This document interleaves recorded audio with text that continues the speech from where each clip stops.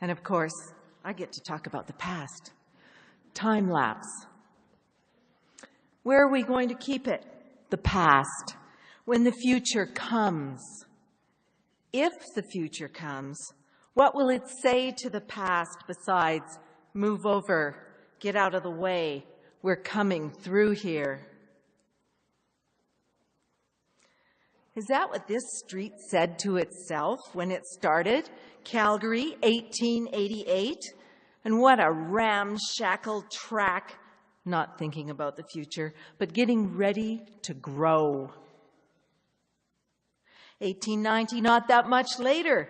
And if you put on your magic predictive spectacles, you'll see the ghost of this building just past that last shack way down the muddy road called Stephen Avenue.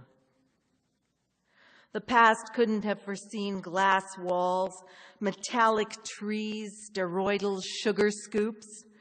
210 imported palm trees were planted around Calgary City Hall in 1912. It's true. Only one survived because it was moved inside. The future of the past is enigmatic as a test pattern. When was the last time these vertical stripes nudged you? Hey, you've fallen asleep. It must be time for bed. And rabbit ears designed to swing signals past time. But I hear they're making a comeback. Antenna on roofs seizing digital transmissions floating through air. And if we dare to wax nostalgic, let us remember 8-tracks and how they crackled out of the speakers of Mustangs, rewind impossible, high, wow, and flutter, not to mention a facility for jamming. Or VCRs and their programs saving for tomorrow, missed episodes of Friends, conveniently chewing up those hours and hours of family reunions and the wedding you want to forget. How can these pasts reach the future when technology invents a new format and the drive-in's just too much real estate left empty, too much white space? And once the videotape wars were over, those alluring boxes were gone too. But here's the best secret ever. The public library loans videos for free. And in the future, copyright laws are going to take one hell of a beating. It's all about communication, talking to one another.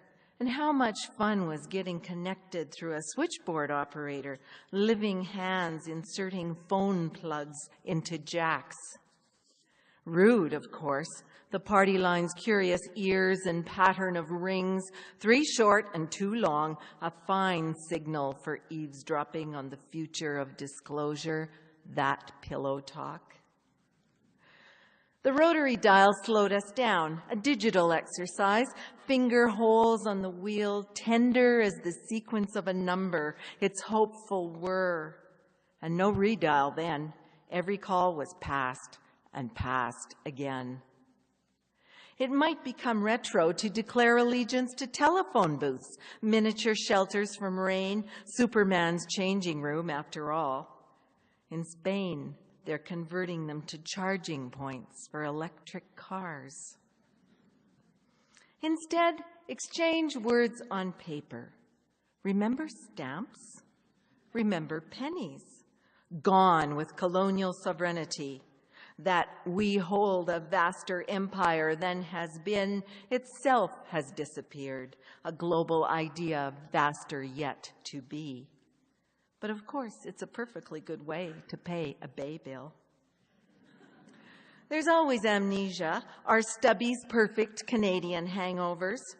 We wanted to standardize beer bottles, and they've come back. Now they shoulder the shelves of memory. Like drugstore soda fountains, the quick turn of a leatherette stool and an ice cream float while you waited for a prescription or flirted with the counter girl. But flirting has gone rear view too, like elevator operators with perfect gloves and a uniform to enhance the graciousness of moving upward between floors. And the subject of so many blues songs, she took a job as a hat check girl in Reno. Gone, because there are no fedoras to check, only baseball caps. She stopped me. And handkerchiefs, of course. Linen handkerchiefs, crisp and smelling of vanilla water, invented by Richard II, and a plot device in Othello. They're dangerous, of course. Pulled from a pocket and offered to soak up tears, an object of seduction more than personal hygiene, as old-fashioned as that come-hither look over a cigarette. Just strategic pocket squares, tomorrow's remnant of handkerchief's accessory, the right-angled version called the presidential. Forgotten terms these are, haberdashery's quondam conceit. Stewardesses are gone, air hostesses are vanishing, mere flight attendants, and they're usually crabby at that. In the future, it's no fun standing at the top of a gangway and vamping for flight. No, the future is a woman with a ray gun and magic boots. She is a world mover in a helmet. She'll throw yesterday over her shoulder and she'll carry him away. We want to believe it used to snow more, that winters were better, more wintry. Parkas were parkas and snow forts were possible. Well, at least they are this year. We know that the elephants of the prairie, grain elevator sentinels, are blistered with rust and wind, and that soon they will collapse. We know that the soft shoulders of gravel roads are dangerous and not seductive. We must eradicate dust pollution. Since when was dust pollution? And I miss card catalogs, their measurement of books, their alphabetical recitation, a library within a library, the metal handle that pulled the drawers open, a hook of desire. But my typewriter's still here, the future in its keys, striking the paper between the zip and ding of the carriage, the return arm's satisfying slam.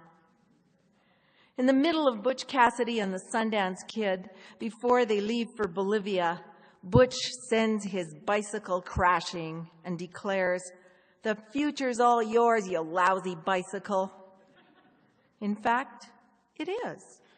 Sometimes the past becomes tomorrow, and we figure out that the future has two wheels and a crossbar, and maybe even a habit.